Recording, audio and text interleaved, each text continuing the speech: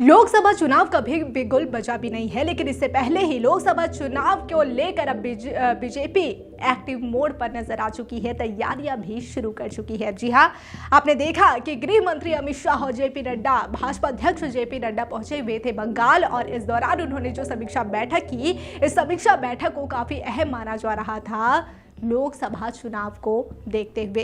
इसमें दल बदलू नेताओं को टारगेट करने का निर्देश भी दिया गया था भाजपा बंगाल इकाई को। और इसी बीच जो आज हमने एक बड़ी खबर देखी, जिसमें भाजपा के अखिल भारतीय सचिव अनुपम हाजरा को उनके पद से हटा दिया गया है। जी हां, जेपी नड्डा ने मंगलवार को उनके पद से हटा दिया गया है, और इसकी वजह यह है कि अनुपम हाजरा वो शख्स है जिन्होंने एक के बाद एक अपनी ही पार्टी के खिलाफ निशाना साधा था। हमने देखा था कि आए दिन सोशल मीडिया पर कई ऐसे पोस्ट देखने को मिल रहे थे जिसमें अनुपम हाजरा बीजेपी में होते हुए बीजेपी पर ही निशाना साधते नजर आ रहे थे। कहा जा रहा था कि ये टीएमसी थे, जैसे कि हमने देखा था कि अनुपम हाजरा पहले टीएमसी में शामिल थे और टीएमसी से ही उन्होंने दल बदल कर बीजेपी में शामिल हुए थे। और इसके बाद जब हमने देखा कि जो समीक्षा बैठक जेपी नड्डा और केंद्रीय गृह मंत्री अमित शाह के नेतृत्व में हुई, इस बैठक के दौरान ये बड़ा फैसला लिया गया। आपको बता दें कि आज अनुपम हाजरा को जब पद से हटा दिया गया, उसे लेकर उन्होंने भी एक बयान दिया है। उनसे जब पूछा गया कि आगे वे क्या करेंगे और इस पूरे मामले पर उनका क्या कुछ कहना है, तो उनका कहना था कि वे आज उन्होंने जो बयान दिया उसमें उन्होंने कहा कि वे हिमालय जाएंगे, उसके बाद आगे का सोचेंगे। हिमालय से आने के बाद ही वो बयान देंगे। बहरहाल यहां अनुपम हाजरा को जिस तरह से हटा दिया गया, ये उस समीक्षा बैठक के बाद पहला एक्शन है बीजेपी का।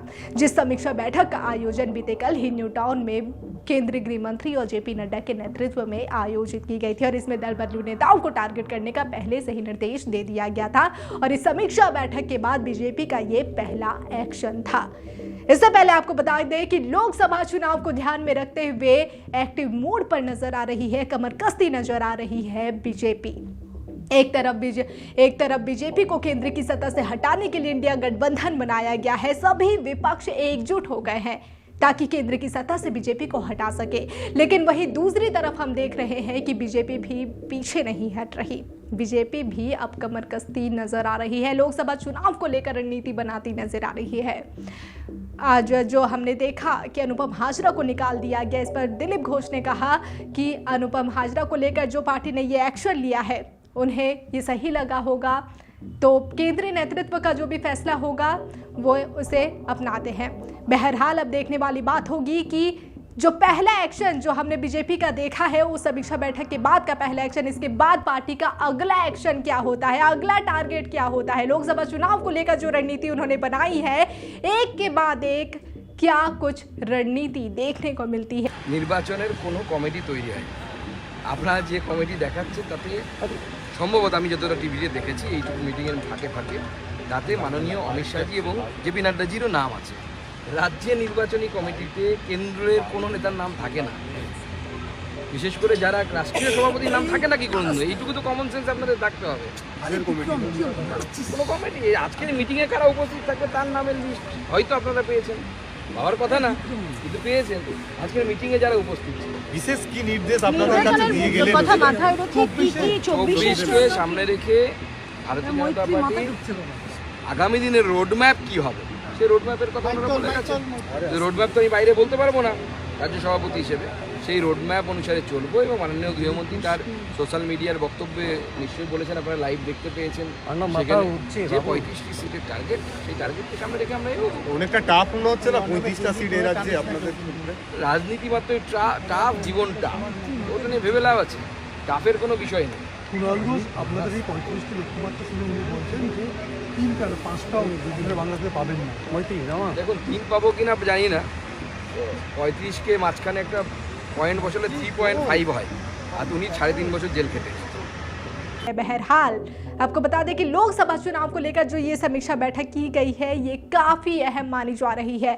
हमने देखा था कि अभी हाल ही में गृह मंत्री अमित शाह कोलकाता महीने भर पहले ही आए थे और इसी बीच इसी एक महीने के अंदर एक बार फिर से उनका दौरा, चूंकि अभी हमने देखा था कि 24 दिसंबर को ही गीता पाठ का आयोजन किया गया था और उस 24 दिसंबर को आयोजित उस गीता पाठ के ठीक अगले दिन शाम को यानी कि आधी रात को केंद्रीय गृह मंत्री अमित शाह का कोलकाता पहुंचना काफी अहम माना जा रहा है।